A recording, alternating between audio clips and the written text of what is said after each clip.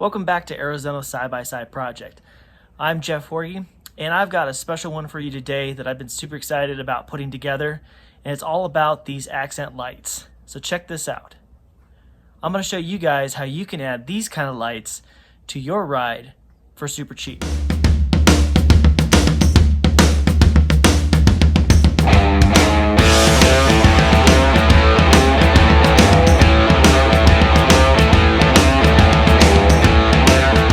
Now the reason I decided to do this mod or this fix of the accent lights is I really wanted to do turn signal lights, and decided if I was going to go ahead and tear these lights apart that I would also put in some RGB colors so that I could have some fun with it, maybe when it's parked, to make it look a little bit cooler.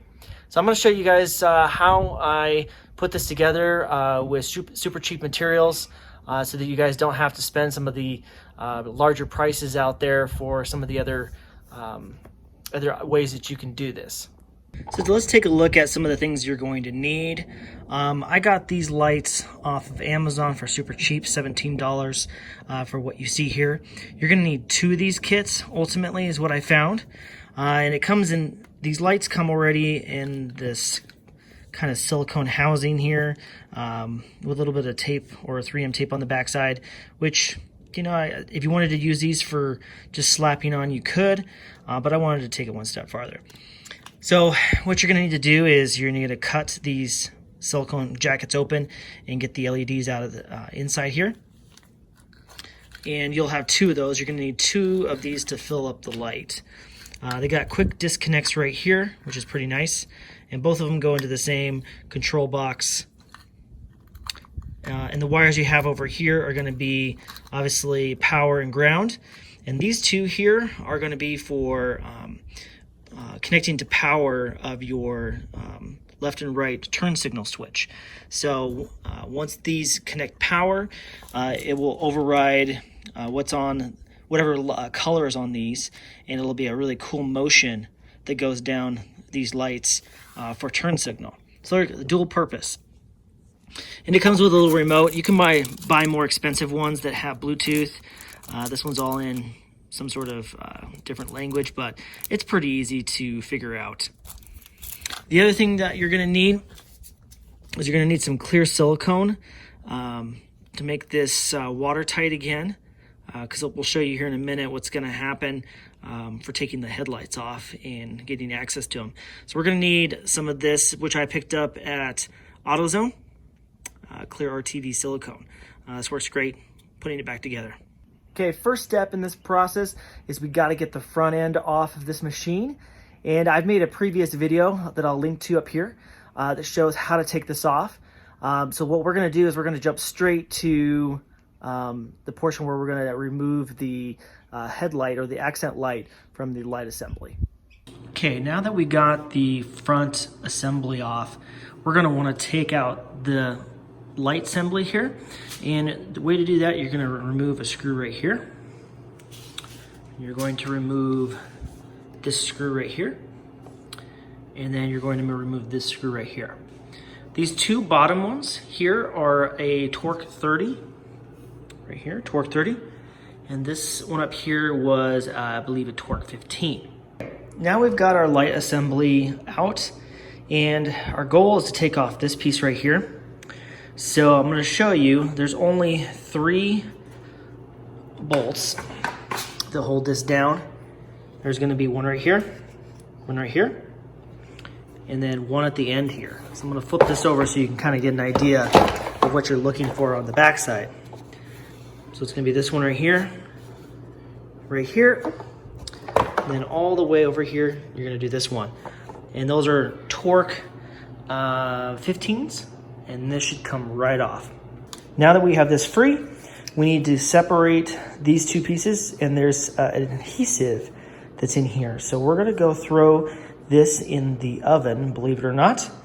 And I saw a cool trick for this, that 225 on your oven, you preheat it, and then we'll put this in for 15 minutes at that temperature, just on the rack.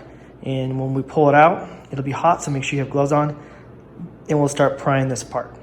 All right, we got it set for 225 on the stove here, and we're gonna put this in for 15 minutes. Gonna put this in the center of the rack. We want to start on the smaller side here, working it apart from the main body. You can see that I can get the screwdriver in there. Just gonna work all the way down the back side here.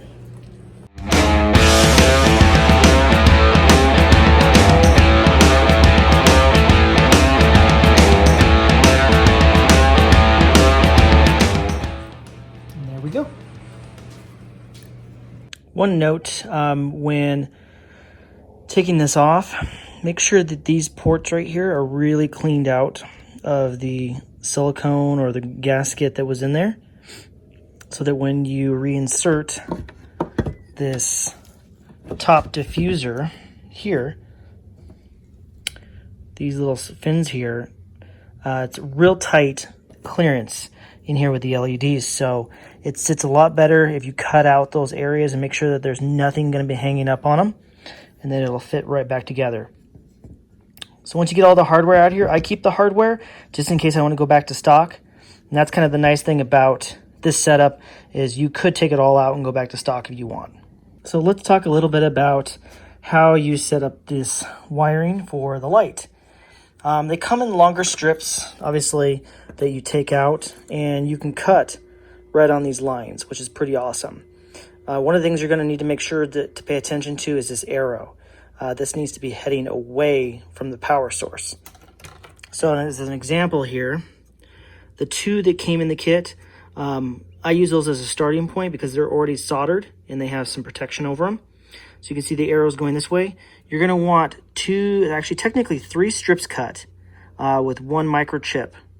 So you want two sections here, and you need three of those. And I'm going to show you what I did with this in just a minute here. We actually need 4 total, I guess, here. 4 of this length cut. And then this last one, easiest way to know how long you need this to be is there needs to be 7 of these microchips. 1, 2, 3, 4, 5, 6, and 7. And that's the easiest way that I came across. Now the wires are pretty small, and you can use a lot of different ways to connect these. But what I figured I would do is these 2 ends that I ended up cutting right here, just the one of them, I cut off pieces of this. So right here, there's a piece cut off. I'm gonna peel this back. There's 3 wires inside. I'll solder that up so it's about the same length. And then over here, I open up these jackets and take all 3 wires and strip a little bit off each end and then solder this up. And that gives me a flexible point. And then I don't have to buy any extra wire. It could be a little bit more work, but I found it to be pretty easy. And then when we get done, we'll have 3 wires on this one, 3 wires on this, and 3 wires on this. So what we'll need to do is we'll need to splice this with the red, white, and black. And we're going to combine all the reds, all the whites, and all the blacks, and then connect these up. So it's coming in one wire. And ultimately what that'll do is the power will come in, power up all 3 of these. This will be the first one to stop. This will be the second one to stop. And then this will be the longest run. And this keeps the sequence going for your turn signals and lights up the entire light. Okay, so now that I have these wires soldered up, these wires are soldered here to these pieces here, but not to this main piece yet, or this other piece. So what I do is I'll put this in just to kind of test to make sure that it's laid out correctly, and I'll put some tape on the back side here to lay it in here so that you can kind of move it around, try to get the LEDs kind of lined up so that they will look the same as it goes. And then what I'll do here is I'll wire these up now, kind of bend the wires the way that they need to bend while it's in here. And then once that's done, I could take it out and put the 3M tape on it and then put it in securely so it doesn't move around. And then this time I think I'm going to go ahead and put some hot glue over these joints here just so they don't touch or anything, similar to the way it's down here. And then once these are nice and secure, it's a little bit easier to wire these all up down here at the end. So let's get to it. So in soldering these pieces and moving them around a little bit, this one right here, I think I may have broke the lead. So we're gonna continue on and see if they power up, and if they do, we'll continue to work with it. There's probably a much better way to go about doing these wires than what I'm doing. So whatever you guys might come up with, that's awesome. But I'm gonna go ahead and put some hot glue over these ends here that are close to touching, like right here. I go ahead and put some Scotch tape over those so they couldn't touch. And I probably will do the same thing right here. Now I'm gonna use 1/4 inch 3M tape to apply to the lights here. And I'm gonna start with the top one, working from the outside here, down and around, and then I'll apply the middle one and then this last one. So let me go ahead and apply this tape. One thing to note when attaching the connector is that this piece will not fit through this opening. So you need to make sure before you solder that you run the wires up in here. And if you're going to be using the shrink wrap like I did, make sure that shrink wrap is attached to the wire prior to soldering it, and you'll be good to go. You won't have to unsolder and reattach things. So now it's time to put that reflector back in. And this is where clearing out those little channels there is going to be really important to get this to lay flat as it can possibly lay. And then when you put it in, at the very end here, there's a little notch that has to go underneath the silver piece when you're starting it. So beware of that as you put it in slowly and pressing it down, making sure that it's everything where it needs to go. And then make sure to put that screw back in right there. And then we're going to test fit our clear lens back on this housing just to make sure everything lines up. And if it does, we're going to go ahead and put some sealant on it and get that ready to seal back up. So it's all back together, and we're going to go ahead and reinstall it back in. But I just wanted to show, this is what I used, this adhesive sealant, Clear RTV silicone. This is what I used to reseal this all back up, including the silicone here in the end of it.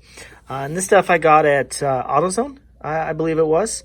It wasn't too expensive, so you don't need a whole lot, so don't get too carried away. But if it does squeeze out, just go ahead and clean up the mess and reinstall. Now I want to talk a little bit about how I wired it up. So this is your connector for these accent lights. And what I did is on the other side over here, I ended up cutting that, but I ended up cutting enough so that I could put it back on. And the box right here, one thing I did is I wrapped it in a plastic bag just for water resistance. And then I also taped that up. And the red and black right here, they run over here and connect into that line.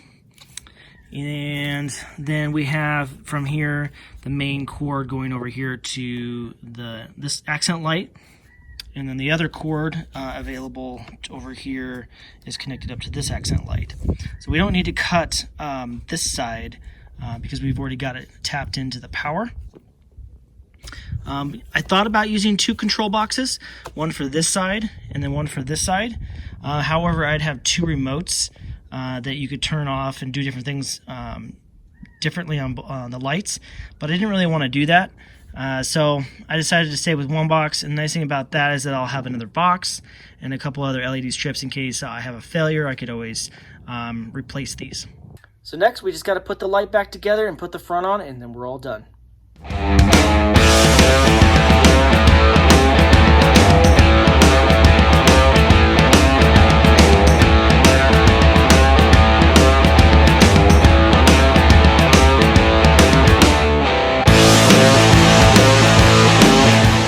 So one thing to note on these lights is they're RGB, so white's not going to be super white. So if you don't want the colors, then go ahead and just get the ones that are white that switch to amber when the turn signals come on. I had those before and they worked out really good. They were super white. I wanted the colored ones this time, so I knew I was going to have to sacrifice a little bit on that. So white's not quite real white. So just keep that in mind when you're picking out your LEDs to install. Now, one of the things that I didn't do that you could do is if you don't want to see the LEDs in here and you want to have a solid color all the way down, I was thinking about potentially painting this clear lens either on the inside or on the outside to like a white or like a frosted glass spray paint that I've seen out there to diffuse the light. But I really wanted to get the maximum light out of these LEDs and didn't want to diffuse it any. So that's up to you guys if you want to spray paint yours, but I just didn't want to do that on mine. Thank you so much for watching the video. Big shout out to all my subscribers for supporting me on these videos. I love making these videos, so I got more of them that are I got planned that are coming, so stay tuned for that. Remember to like, subscribe, and we'll see you guys in the next video.